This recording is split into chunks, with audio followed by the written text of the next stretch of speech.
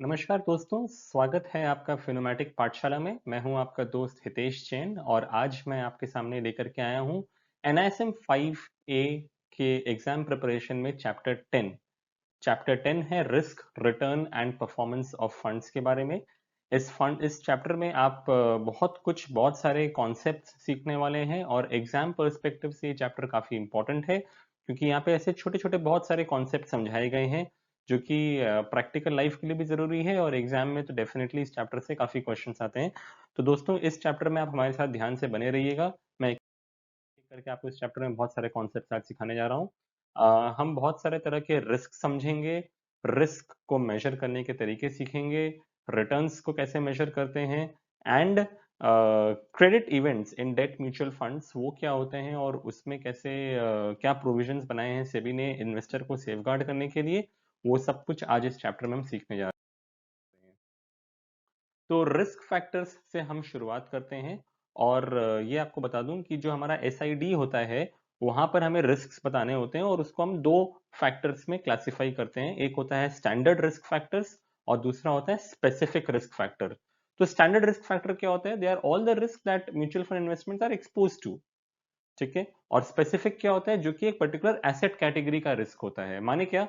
अगर मुझे जो डर है रिस्क ऑफ डिफॉल्ट, जिसको हम क्रेडिट रिस्क कहते हैं, ये क्या रिस्क ऑफ डिफॉल्ट मेरे को इक्विटी स्कीम्स में होगा? जी नहीं, ये रिस्क ऑफ डिफॉल्ट मुझे सिर्फ डेट स्कीम्स में होगा। तो credit risk is a specific risk that is involve with a debt mutual fund, right? Whereas a risk of inflation or risk of in rise in interest rates or inflation or tax rates, that is a standard risk which is applicable to all schemes. So company specific risk को आप जानते हैं कि हम reduce कर सकते हैं through diversification। तो ये बहुत सारे तरह के रिस्क्स हैं, मैं इसमें ज्यादा डिटेल में नहीं जा रहा हूँ क्योंकि ये आप by the name you understand. Liquidity risk माने कि मैं पैसे निकाल पाऊंगा कि नहीं, उसका रिस्क। इंटरेस्ट रेट रिस्क माने कि गवर्नमेंट सिक्योरिटीज के जैसे जैसे इंटरेस्ट रेट्स फ्लक्चुएट करते हैं उस हिसाब से प्राइस ऑफ बॉन्ड्स फ्लक्चुएट करते हैं। इस पे हम डिटेल में चर्चा करेंगे आगे चल करके इस चैप्टर के अंदर में, वो रिस्क। तीसरा है री इन्वेस्टमेंट रिस्क, चौथा है political risk, economic risk, foreign currency risk. आप सब समझते हैं ये रिस्क क्या क्या होते हैं। Risk associated with transactions and units through stock exchange. Specific factors की बात करूं तो इक्विटी के अंदर में रिस्क होता है आप किस तरह की कंपनी में एक्सपोजर ले रहे हो। Risk with related to dividends and derivatives, ये अलग अलग तरह के रिस्क हैं। डेट का जो रिस्क है वो बेसिकली इंटरेस्ट रेट स्प्रेड्स के ऊपर में रिस्क है। क्रेडिट रिस्क का है कि कल को कोई पार्टी डिफॉल्ट कर जाए, स्प्रेड्स बढ़ जाए, स्प्रेड्स कम हो जाए, क्रेडिट रेटिंग अपग्रेड हो जाए, डाउनग्रेड हो जाए, या जिस समय पैसे मच्योर हो रहे हैं तो उस समय री इन्वेस्टमेंट क्या रेट पे हो रहा है, ये सब कुछ डेट स्पेसिफिक इंस्ट्रूमेंट्स के रिस्क हैं। सिस्टमैटिक और अनसिस्टमैटिक रिस्क के बारे में आप लोगों को क्लियर कर दूं। सिस्टमैटिक रिस्क वो रिस्क होता है जिसको हम कहते हैं मार्केट रिस्क, यानी कि जो सब लोगों के लिए एक बराबर रिस्क है। इस रिस्क को आप अवॉइड नहीं कर सकते। अगर आपने उस पर्टिकुलर टाइप ऑफ एसेट के अंदर में एक्सपोजर लिया है तो वो आपको अफेक्ट करेगा ही करेगा। Whereas unsystematic risk is basically that risk which is specific to a company only. For example, मान लीजिए कि एक किसी कंपनी के अंदर में लेबर्स ने स्ट्राइक कर दी जिस वजह से उस कंपनी का प्रोडक्शन घट गया और उस वजह से कंपनी को लॉसेस हो गए। तो इससे उस कंपनी के प्रॉफिटेबिलिटी पे फर्क पड़ेगा जो कि उस कंपनी के शेयर प्राइसेस पे रिफ्लेक्ट करेगा। तो ये उस कंपनी की प्रॉब्लम है और हम कहेंगे कि एक अनसिस्टमैटिक रिस्क है। लेकिन अगर मैं बोलूं कि मार्केट में इन्फ्लेशन बढ़ गया या लेट्स से पॉलिटिकल अनरेस्ट हो गया कंट्री में, या कोई वॉर कैलेमिटी हो गई, कोई नेचुरल कैलेमिटी हो गई, तो इससे सारी कंपनीज इफेक्ट हो जाएंगी, तो इसको हम कहते हैं systematic risk. So company specific risk को हम रिड्यूस कर सकते हैं थ्रू डाइवर्सिफिकेशन। ये हमने पहले भी कई बार डिस्कशन किया है, अभी भी मैं आपको समझा दूं कि मान लीजिए मुझे मेरे पास 100 रुपए इन्वेस्ट करने के लिए, मैं चाहता तो मैं 100 के 100 रुपए इन्फोसिस के शेयर में इन्वेस्ट कर सकता था, या फिर मैं 100 रुपए से जाकर के एक म्यूचुअल फंड खरीदता और उस म्यूचुअल फंड का फंड मैनेजर भी शायद इन्फोसिस के शेयर खरीदता, लेकिन पूरे 100 नहीं, 5 रुपए शायद वो इन्फोसिस को देता। अब मान लीजिए इन्फोसिस के मैनेजमेंट में कुछ इश्यूज हो गए जिसके वजह से कल इन्फोसिस का शेयर प्राइस मान लीजिए 20% से गिर गया। तो अगर मेरा पूरा पैसा इन्फोसिस के अंदर दिया होता तो मेरा 100 रुपए 80 रुपए बन जाता। लेकिन क्योंकि मैंने पैसे म्यूचुअल फंड को दे रखे थे और म्यूचुअल फंड ने सिर्फ 5 रुपए इन्फोसिस को दिए थे, इसलिए मेरा लॉस भी वहां पे 20% का हुआ, लेकिन सिर्फ 5 रुपए में 20% का लॉस हुआ, यानी कि 1 रुपए का लॉस हुआ। जबकि बाकी 95 रुपीज जो कि मैंने रिलायंस या ओएनजीसी या एचडीएफसी बैंक जैसे अच्छे अच्छे कंपनीज के शेयर्स में डाल रखे थे, शायद वहां से मुझे प्रॉफिट हो गया और मैंने उस 1 रुपए के लॉस को ऑफसेट कर लिया। तो basically through mutual funds, by the way of diversification, we are able to avoid unsystematic risk. Fund managers can not reduce the systematic risk except by staying out of the market. भैया अगर मुझे डर लगता है कि मार्केट में inflation की वजह से या गवर्नमेंट पॉलिसीज की वजह से शेयर प्राइसेस में ज्यादा बड़ा मूवमेंट आ सकता है, तो भैया मैं इक्विटी में इन्वेस्ट ही नहीं करूंगा। सो ये याद रखिएगा, mutual funds are always subject to market risk, और हम यहाँ पे जो मार्केट रिस्क की बात कहते हैं, हम यहाँ पे सिस्टमैटिक रिस्क की बात करते हैं। अब नेक्स्ट हम स्लाइड पे आते हैं जहां पर हम इक्विटी स्कीम्स को कैसे एनालिसिस करते हैं, इक्विटी फंड्स स्कीम स्टॉक्स को कैसे चूज करते हैं, इस पे बात करते हैं। और यहाँ पे दो तरह की एनालिसिस होती है, एग्जाम में से क्वेश्चन आता है। एक होता है फंडामेंटल एनालिसिस और दूसरा होता है टेक्निकल एनालिसिस। सो फंडामेंटल एनालिसिस वो एनालिसिस करने का तरीका है जहां पर एक फंड मैनेजर या एक एनालिस्ट एक कंपनी की बैलेंस शीट, एनुअल रिपोर्ट को स्टडी करता है, उसके बहुत सारे पैरामीटर्स, रेशियोज निकालता है और उसके बेसिस पे डिसाइड करता है कि इस कंपनी की हालत कैसी है और उस पर वो पैसे लगाता है। टेक्निकल एनालिसिस वाला जो एनालिस्ट है वो कुछ नहीं समझता है, उसको नहीं पता कि कंपनी एक्स क्या प्रोडक्ट बना रही है, कितना बेच रही है और उसका क्या प्रॉफिट लॉस है, उसको उससे कोई मतलब नहीं है। वो सिर्फ प्राइस और वॉल्यूम डेटा को ट्रैक करता है, वो चार्ट स्टडी करता है, वो ट्रेंड्स वगैरह देखता है और उस बेसिस पे वो बोलता है कि अभी कंपनी का स्टॉक ऊपर जाना चाहिए कि नीचे जाना चाहिए, और उस बेसिस पे वो पैसे इन्वेस्ट करता है। This type of analysis before investing money is called technical analysis. Exam में याद रखिएगा, अगर पूछेगा प्राइस एंड वॉल्यूम डेटा के बेसिस पे कौन सा एनालिसिस होता है, तो वो है टेक्निकल एनालिसिस। म्यूचुअल फंड में स्टॉक सिलेक्शन करने में फंड मैनेजर्स के पास में दो इन्वेस्टमेंट स्टाइल होता है।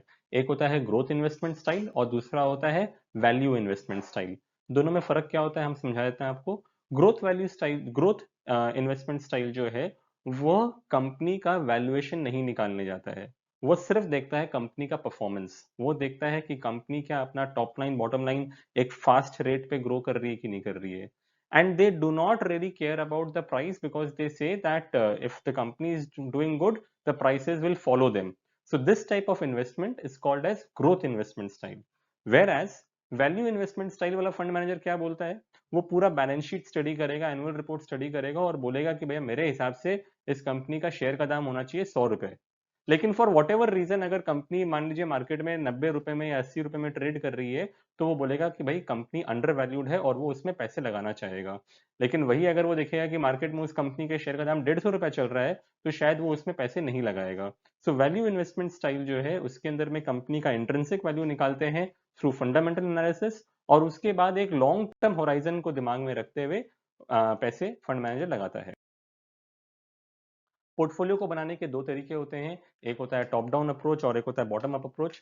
उसके बारे में भी आपको बता दूं, मान लीजिए कि एक यूएस में एक बड़ा फंड मैनेजर बैठा है और उसको इन्वेस्टमेंट करना है, उसके पास में एक पोर्टफोलियो है। सो वो क्या करता है कि वो पहले देखता है कि मैं कौन से कंट्री में इन्वेस्ट करूं, मैं इंडिया में करूं, चाइना में करूं, ताइवान में करूं, अलग अलग कंट्रीज को वो इवेलुएट करता है। और मान लीजिए उसने डिसाइड किया कि मुझे इंडिया में इन्वेस्टमेंट करना है, वो पहले इंडिया की मार्केट को स्टडी करता है। फिर वो देखता है कि इंडिया के अंदर में अलग अलग इंडस्ट्रीज हैं, लाइक जैसे बैंकिंग इंडस्ट्री, जैसे फार्मा इंडस्ट्री, जैसे सीमेंट इंडस्ट्री। तो वो डिसाइड करता है कि भाई इंडिया की फार्मा सेक्टर जो है बहुत अच्छा कर रही है, तो वो फार्मा सेक्टर में इन्वेस्ट करना चाहता है। अब जैसे ही वो फार्मा सेक्टर में घुसता है तो वो देखता है कि यहाँ पे बहुत सारी अलग अलग कंपनीज है, like Cipla, Glenmark, X Y Z.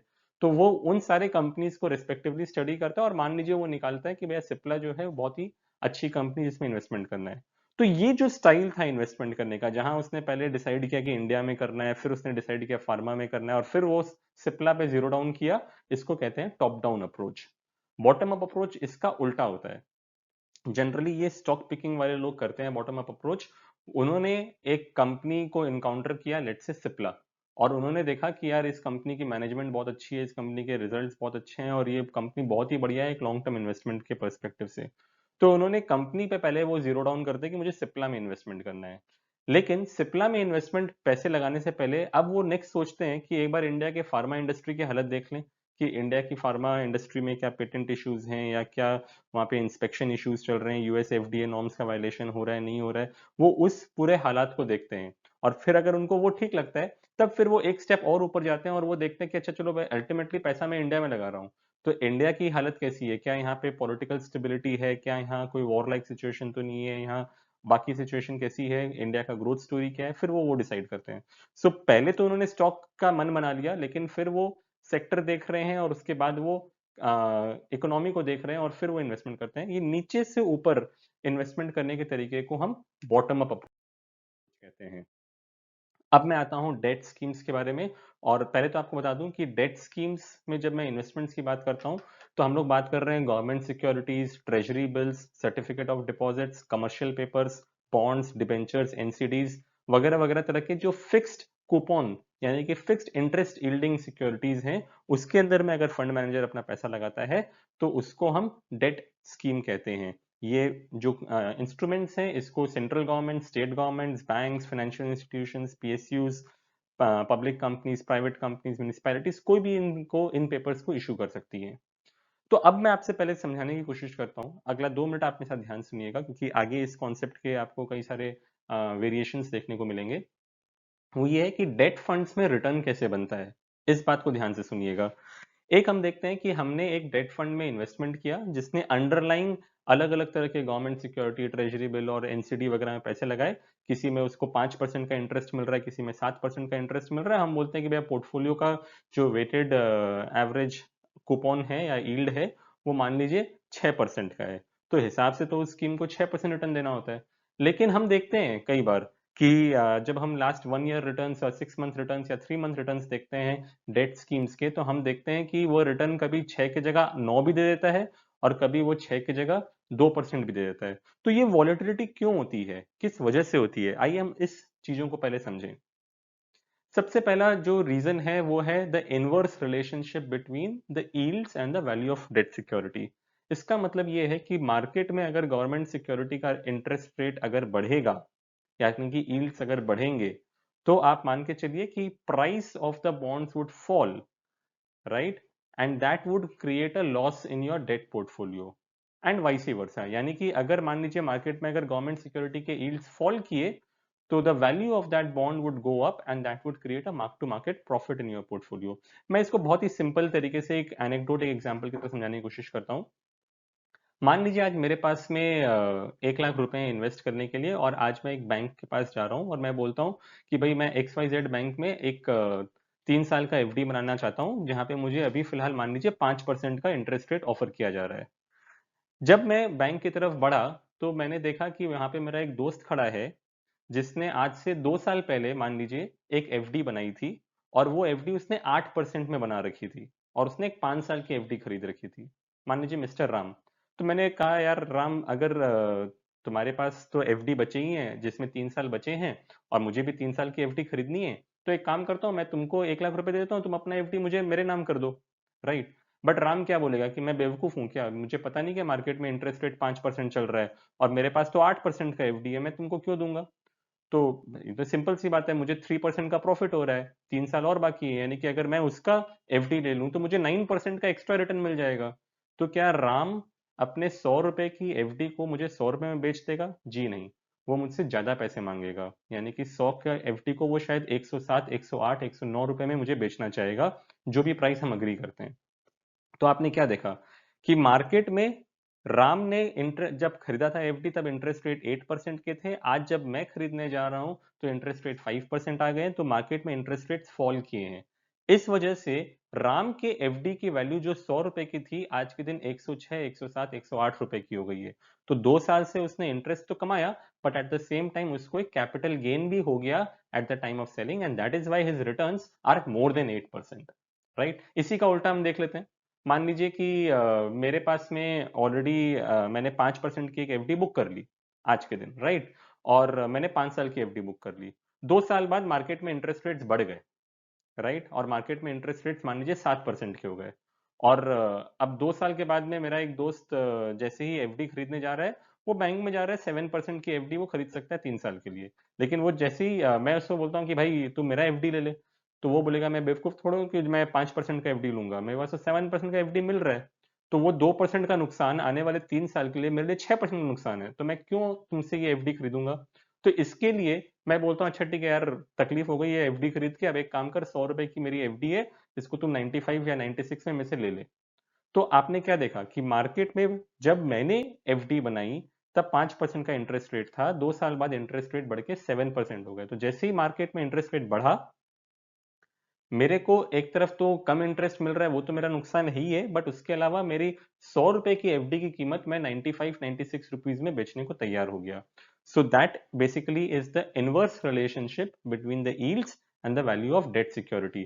तो आप ये समझ के चलिए कि अगर मार्केट में इंटरेस्ट रेट फॉल करेंगे तो आपके डेट फंड का रिटर्न बढ़ जाएगा, वही अगर आपका इंटरेस्ट रेट मार्केट में बढ़ेगा तो आपके डेट फंड्स की वैल्यू या उनका रिटर्न्स कम हो जाएगा। दूसरा एक और जो फर्क होता है वो होता है the the returns are the returns also vary because of fear, and that fear gets translated into credit spreads. Ideally अगर मैं बोलता हूँ कि अगर एक गवर्नमेंट सिक्योरिटी 6% की है, तो कॉरस्पॉन्डिंग सेम पीरियड का एक ट्रिपल ए रेटेड बॉन्ड जो है वो मान लीजिए 7% का होगा, राइट? तो इसके बीच का जो डिफरेंस है 1%, इसको मैं बोलता हूँ क्रेडिट स्प्रेड, राइट? अभी मान लीजिए मार्केट में अचानक बहुत उथल पुथल मची हुई है, लोगों का विश्वास उठ जा रहा है कंपनी से, उनको लग रहा है कि सारी कंपनीज डिफॉल्ट करने वाली है, लॉसेज होने वाले हैं बहुत बड़े बड़े। तो उस वजह से क्या होगा कि लोग 1% के स्प्रेड में काम नहीं करेंगे। अगर गवर्नमेंट सिक्योरिटी का रेट 6% है तो लोग कॉर्पोरेट को पैसा देंगे 8% पे या 9% पे। तो ये क्रेडिट स्प्रेड जहां पहले इनिशियली 1% का था वो बढ़ के 3% हो गया। और इस वजह से भले ही मार्केट में इंटरेस्ट रेट मूवमेंट कुछ नहीं हुआ, जीसेक यील्ड्स में कोई मूवमेंट नहीं हुआ, बट स्प्रेड बढ़ने की वजह से उन कॉर्पोरेट बॉन्ड वाले पेपर्स के अंदर में मार्क टू मार्केट लॉस आ गया, and vice versa. So that is how returns get affected. Returns also get affected by change in the credit quality of papers. तो मान लीजिए आज मेरे पास में मैंने जो सिक्योरिटी खरीद रखा था वो एक डबल ए रेटेड सिक्योरिटी था, तो मुझे एक सर्टेन वैल्यूएशन दी गई थी। अभी मान लीजिए उस कंपनी ने बहुत अच्छा काम किया, उसने अपने सारे रिकवरीज कर ली और अच्छा उसने क्रेडिट रेटिंग को इम्प्रूव करा लिया, वो डबल ए से ट्रिपल ए हो गया। तो क्या मेरे रातों रात उस फंड उस पर्टिकुलर सिक्योरिटी की वैल्यू नहीं बढ़ गई? जी हाँ, जरूर बढ़ गई। तो उससे भी रिटर्न्स अफेक्ट होते हैं डेट फंड्स के अंदर। गोल्ड फंड्स की बात करते हैं दोस्तों, तो गोल्ड फंड्स पहले ही तो याद रखिएगा कि gold is in purely international commodity. So अगर कोई आपसे पूछता है कि भैया बताओ कि गोल्ड का प्राइस क्या है, तो एक होता है कि हम बोल देते हैं कि भाई 45,000 रुपए 10 ग्राम का गोल्ड का दाम है। लेकिन अगर आप किसी एनालिस्ट या फंड मैनेजर से पूछोगे गोल्ड का दाम क्या है, तो वो आपको बोलेगा कि गोल्ड का प्राइस इज $1,700 पर आउंस। तो वो आपको हमेशा फिगर देगा ऑन डॉलर बेसिस। सो ये याद रखिएगा कि गोल्ड फंड के अंदर में अगर आपने कोई भी इन्वेस्टमेंट किया है तो गोल्ड फंड का रिटर्न वेरी करता है, one because of the price fluctuation in gold, and two because of the exchange rate fluctuations. कैसे, वापस समझा देता हूं आपको। मान लीजिए मैंने आज गोल्ड में इन्वेस्टमेंट किया जब $1,700 गोल्ड है, और 5 साल बाद मैं पैसे निकाल रहा हूं जब गोल्ड का दाम मान लीजिए $2,000 पर आउंस हो गया। तो ये जो $300 बढ़ा, तो मैं बोलूंगा कि हाँ 1700 पे 300 बढ़ गया, तो मैंने कुछ 30% का रिटर्न बना लिया, राइट, या 20% का रिटर्न बना लिया। तो this is one way of making returns in gold. The other way is कि मान लीजिए आज भी $1,700 पर आउंस का गोल्ड का भाव चल रहा है, और 3 साल बाद भी $1,700 ही चल रहा है, लेकिन फर्क कहाँ है? $1 जिस समय मैंने खरीदा था तब 70 रुपए का था, और जब मैं बेचने जा रहा हूं तब मान लीजिए 80 रुपए का $1 हो गया है।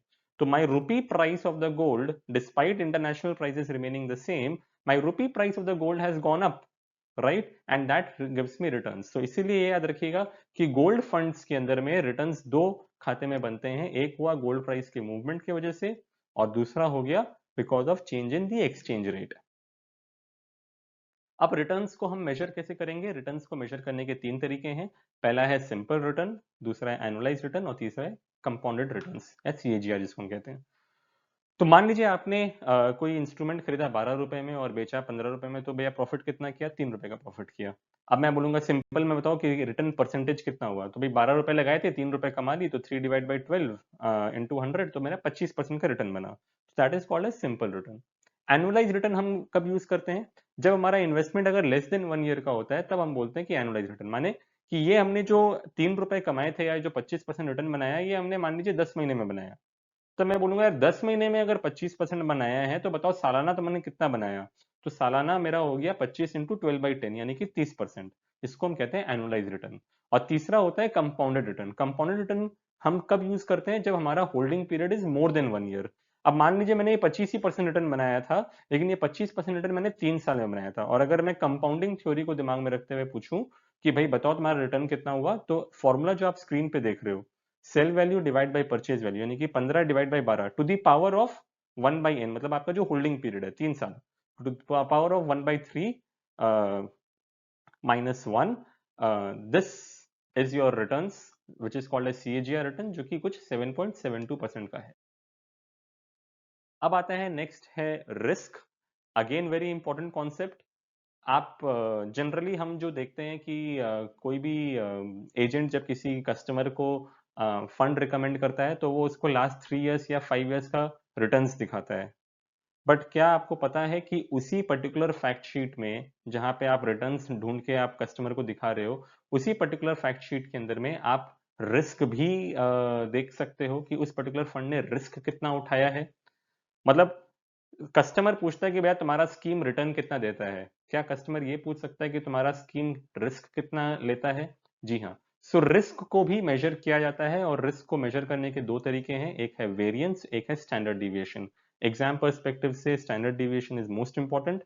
Standard deviation basically tells you कि अगर एक स्कीम का हम रिटर्न देखें कि एक साल में उसने 12% का रिटर्न दिया, दूसरे साल में उसने 9% दिया, तीसरे साल में 6% दिया, फिर उसने मान लीजिए 15 दिया, और फिर उसने 8 दिया, तो मैं बोलूंगा भैया एवरेज है, मान लो उसने 10% दिया। तो ये जो एवरेज है 10%, इससे तुमने कितना ऊपर नीचे फ्लक्चुएशन किया।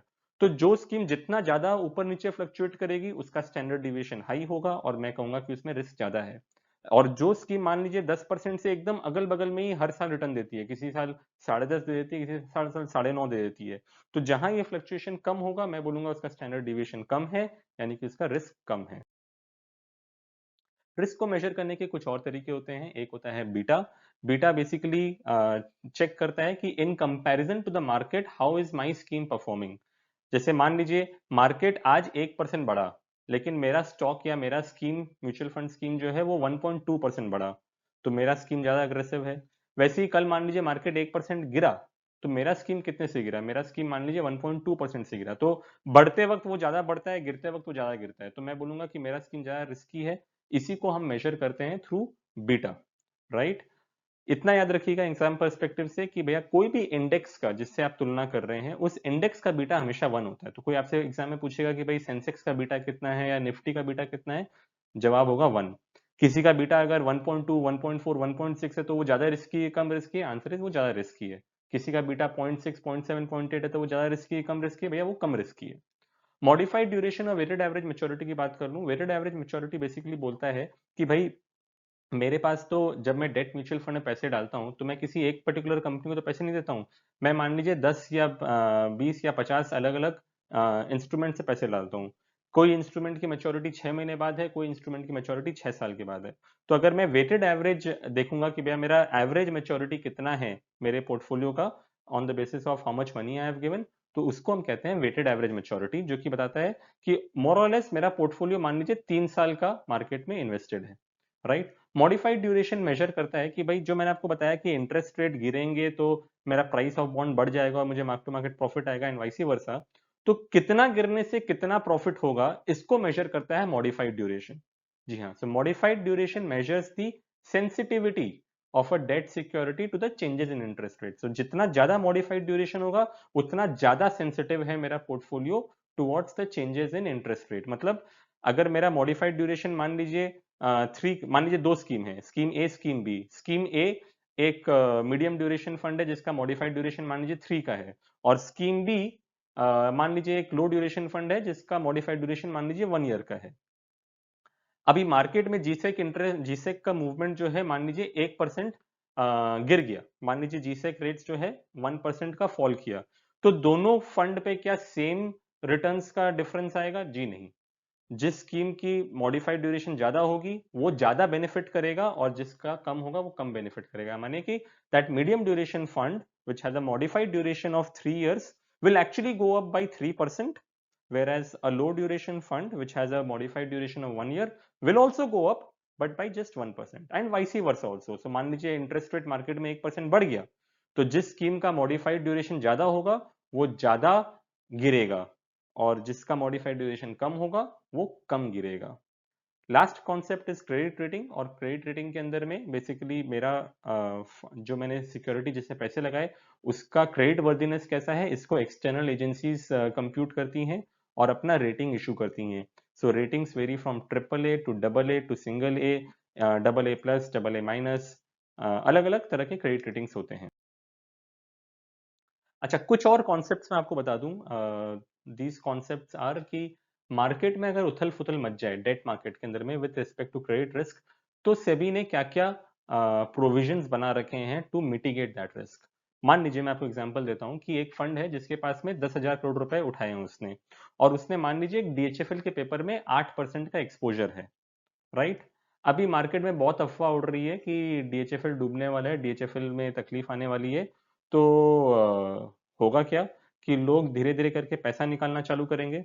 अब जब पैसा निकालना चालू करेंगे तो फंड मैनेजर क्या DHFL का सिक्योरिटी बेच पाएगा? जी नहीं, क्योंकि DHFL को तो लोग ऐसे ही रखना नहीं चाहते, तो DHFL का सिक्योरिटी तो बिकेगा नहीं। तो अगर मान लीजिए कि भाई अगर किसी इन्वेस्टर ने देखा कि यार 8% पैसा मेरा DHFL में लगा हुआ है और DHFL कल डूब गया तो मेरा प्रॉब्लम हो जाएगा, तो सब लोग आकर के रिडेम्पशन मांगना चालू कर दिए। और रिडेम्पशन जब होगा तब फंड मैनेजर कौन सा सिक्योरिटी बेच पाएगा? वो सिर्फ अच्छे सिक्योरिटीज बेच पाएगा, जो उसके पास में HDFC लिमिटेड, HDFC बैंक के डेट पेपर्स पड़े हुए हैं, वो सिर्फ उसी को निकाल पाएगा। उसके वजह से क्या होगा, स्कीम का AUM धीरे धीरे करके गिरना चालू हो जाएगा। मान लीजिए आज जो 10,000 करोड़ की स्कीम थी, कल वो 8,000 करोड़ की स्कीम हो गई। लेकिन DHFL को जो 800 करोड़ रुपए दिए गए थे, 10,000 का 8%, वो 800 करोड़ रुपए तो अभी भी इसको दिए हुए हैं। तो जो 8,000 करोड़ की स्कीम मेरी हो गई AUM गिरने से, और 800 करोड़ अभी भी अगर DHFL को दिए हुए, तो DHFL का एलोकेशन मेरे स्कीम में तो अब 10% का हो गया। मतलब फंड मैनेजर ने कोई नया पैसा नहीं दिया है DHFL को, लेकिन वो 8% का एलोकेशन 10% का हो गया। और जैसे ही दूसरे इन्वेस्टर्स ने देखा कि यार 8 से 10% हो गया, तो यार और ही टेंशन का बात हो गया, लोग और पैसा निकालने लग गए। और अगर मान लीजिए उसका AUM गिर करके अगर 4,000 करोड़ का हो गया, तो 4,000 करोड़ के अंदर में 800 करोड़ तो DHFL को दिया हुआ है, जो कि 20% का है। तो ऐसा सिचुएशन मार्केट में बहुत बार देखा जाता है।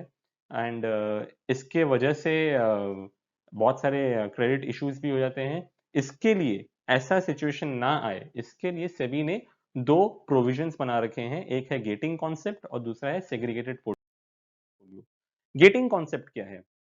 गेटिंग कॉन्सेप्ट के अंदर में सेबी ने बोला कि भाई अगर मार्केट में कुछ ऐसी स्थिति पैदा हो जाए जो कि पूरे मार्केट को अफेक्ट करे, मैं किसी पर्टिकुलर सिक्योरिटी या किसी पर्टिकुलर कंपनी की बात नहीं कर रहा हूं, मैं बोल रहा हूं कि पूरे मार्केट को अफेक्ट करे, एक सिस्टमैटिक क्राइसिस बन जाए पूरे इकोनॉमी के अंदर में।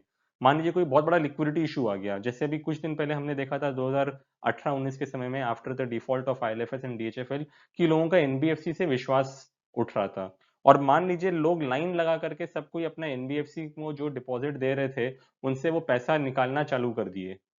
तब क्या NBFC उनको वो सारे पैसे दे पाएगा? क्यों नहीं दे पाएगा? क्यों? क्योंकि वो पैसे आगे उसने किसी और को दे रखे हैं, जिससे वो रातों रात पैसे नहीं मांग सकता। तो ऐसा जब सिस्टमिक फेलियर अगर होता हुआ दिखे, तो क्या सेबी फंड हाउस को अलाउ करता है कि वो आपके रिडेम्पशंस रोक दें? जी हाँ दोस्तों, ऐसा हो सकता है। मैं नहीं कहता हूँ कि ऐसा होता है या ऐसा कई बार हुआ है, ऐसा जनरली नहीं होता है। But as per the provisions you should know from exam perspective that in mutual fund there are regulations whereby SEBI allows that for a period of 10 working days in any 90-day period, a mutual fund house can say that they will not honor your redemptions. And for this order to be passed, you need an approval of the board of AMCs and the trustees.